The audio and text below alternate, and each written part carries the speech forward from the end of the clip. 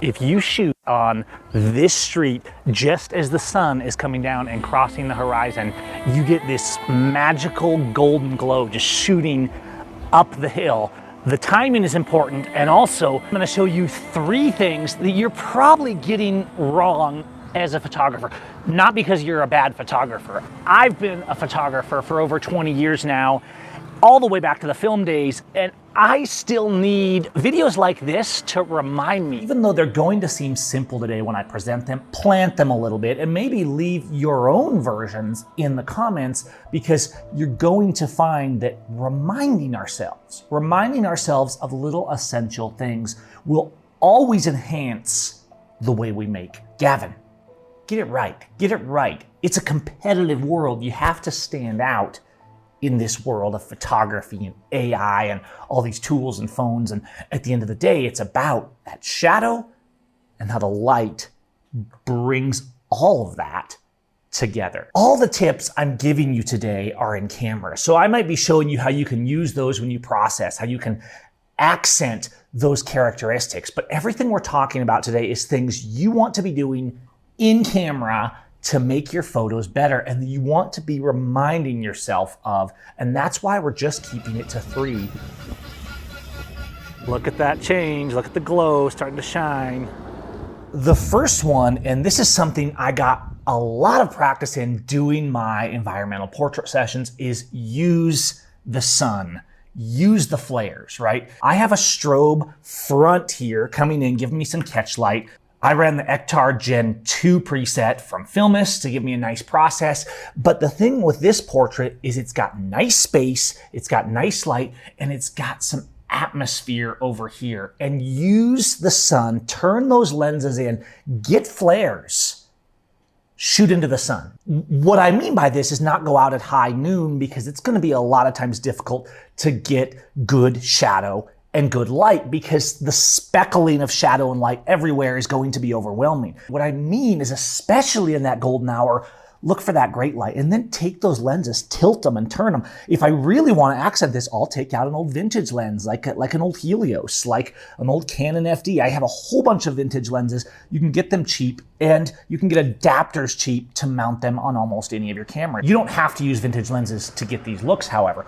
All lenses at some point, even if they got great coatings and they're amazing, are gonna have flare and light kind of atmospherically shooting through them when you start getting deflection. Normally, this doesn't mean shooting right into the sun, but in certain cases it can. In this portrait here, you can see we kind of have light bouncing off to the right, and it's putting this little bit of atmospheric flare. In the digital world, there's this tendency to be like, oh, well, let's dehaze that. No, don't dehaze that. You notice my dehaze is actually at negative here. Now, you could run this at 0, and that's fine, but that kind of atmospheric haziness coming off to the right there allows your eye to hit the subject. She's pretty, there's catch lights. You kind of bounce over here in this nice wide frame. You hit the atmospheric kind of ambiguousness of that. You fade into that, and then you kind of bounce back. And that's one of the key things when we talk about framing. You don't want the eye to leave the frame. You want to use things, whether they be light rays, whether they be walls, whether they be people, to keep people in the frame so they explore the frame using the shadow in the way that you put it, and then they kind of come back around. But I'm going to show you a couple examples of each of these. This one here is a little bit more of an intense process. Okay, let's look at the reset version of this. So here is straight out of camera, right? And you can see we're kind of clipping here, but I pushed those shadows down hard. So when you're shooting with the sun, don't trust your camera's exposure meter. Use your histogram, use your zones that I talk about all the time on this channel and the way those relate to the histogram, and get that atmosphericness. The sun is pushed to the maximum of where it can be without clipping. In fact, when I did tests from these scenes on my Lightroom versus some of the other raw processors, they couldn't handle the gradients in this level of brightness in the sun, because realistically, we're clipping a bit in the sun. But with good processing, it still works. The exposure is kept dark. This goes back to the shadow science that we're always hunting for on this channel. By keeping the main exposure dark, we can have that bright spot and you have these two counterpoints. So if you come here, you have the confident kid standing on the dock looking out over the lake down here in Mexico, and you have the sun. And guess what? Your eyes are kind of going to bounce back and forth between those, then swing around probably to this bottom side and swing right back up to the dock. That's how my eyes travel. And your eyes, most people's eyes are probably going to travel in a somewhat similar fashion. This here, as we see, again, exposed right in that area. And then I used a strong warm sunset process from the gold chrome, the black gold preset, just to really accent that sunny scene. So you can, yes, get it in camera, think about how you're using that sun, where you're putting the shadow. Don't push the exposure up too hard. Everybody always wants to push to the right. I'm usually pushing to the left because I want more shadow, not to underexpose. I want to expose correctly, but I want more shadow in my image to give more drama that I can then use later. And doing that allows me to do a little more crazy stuff like shooting directly into the sun. Right there, boom. Right there. Go dark and lock it off dark. It's okay. It's fine to be a little dark. It's fine to shoot into the sun. And it's fine to shoot from the hip when people are completely candid and no one thinks you're doing anything. I know I'm dark. That's okay. This is cinema. A little more of an extreme, almost kind of HDR kind of case, and that is this here down of the dam. If we look at the raw file here, you can see again exposed really dark so as not to lose everything here in the sky and keep those shadows rich. And then I processed this with a single file HDR preset from Natural HDR 4.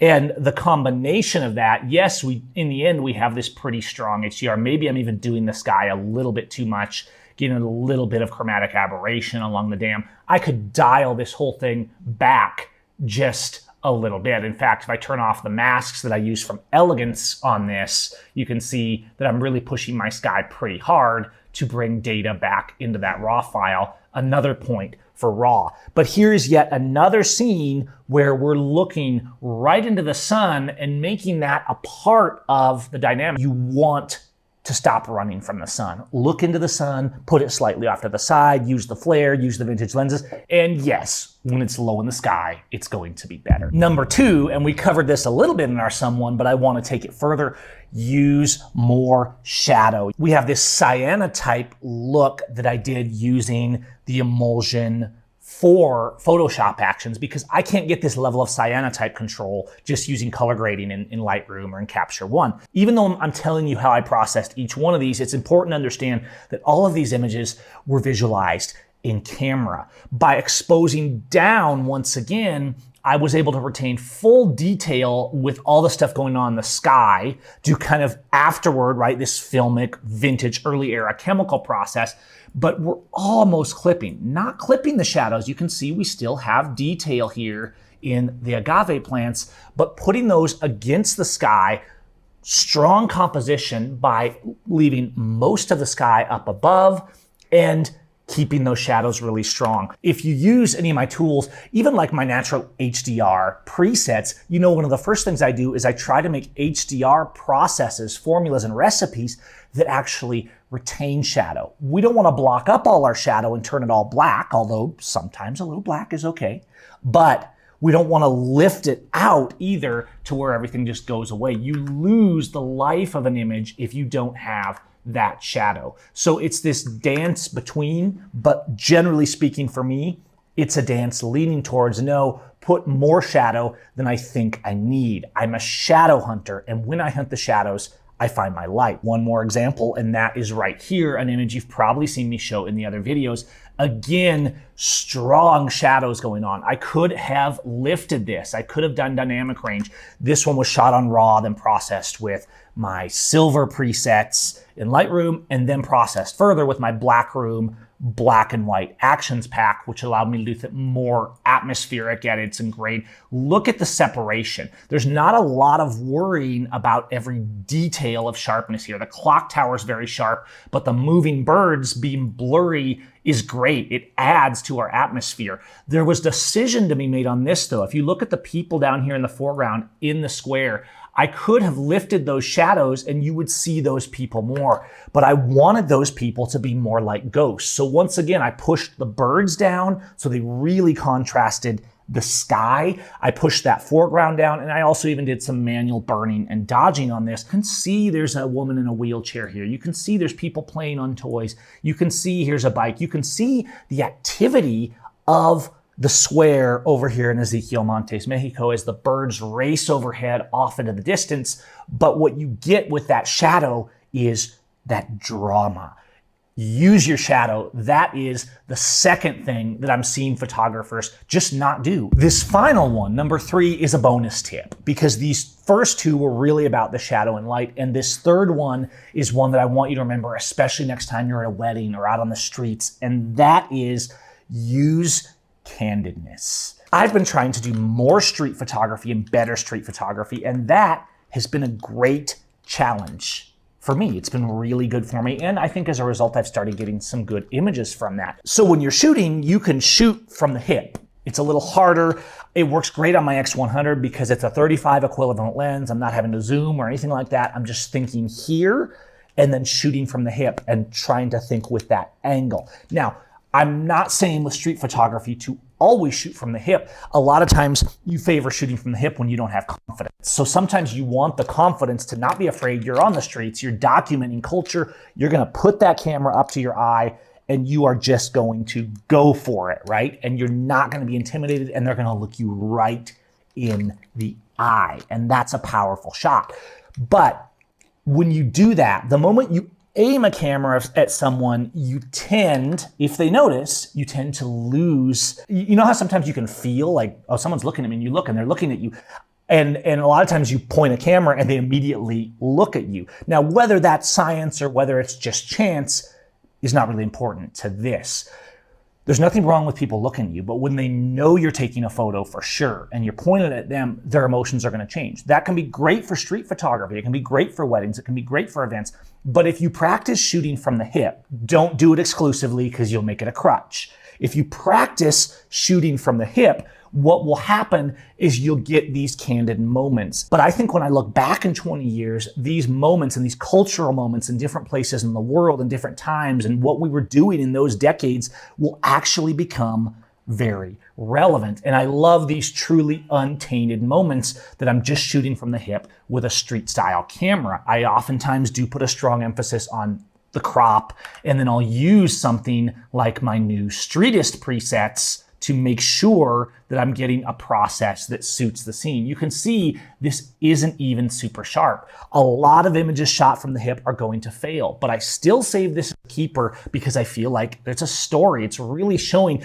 they have cameras, they have phones, and they're all using them, even the little kids. What does that mean? What is that going to look like to us 30 years from now? Here I've got a smart one that knows that I'm up to something, but you notice he's not looking at the camera. He's looking at me. I'm shooting from the hip, showing these kids in the public market doing their thing in a real way. If I had stopped and said, hey guys, what's up? And I'd taken the photo, I would have got a completely different photograph. Maybe a good one, but a very different one. So that's why my third tip today is shoot from the hip or shoot candid in some way. Just don't do it all that way because I don't want you to get in a rut of being afraid to point a camera at something that's happening at a historical event or even at a person, at a groom, at a wedding. We need to be able to do both as image makers, and I think feeling comfortable with both is going to get you some great results. So there we are. Use the sun. Look into it. Don't run from it. Use the shadows. Push them down.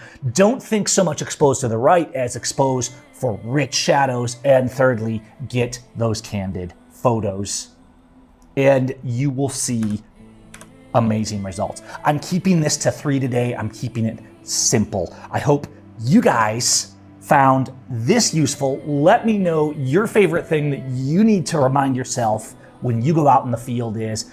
These are some of my top top things that I need to remind myself of. I need videos like this to come back to later and say, oh yeah, I know that. I know that, I can do that. And use whatever tool is gonna make you do that. We'll see you over on my blog, in the newsletter, and I hope you enjoyed. Please hit that like and subscribe button, and we'll see you next time.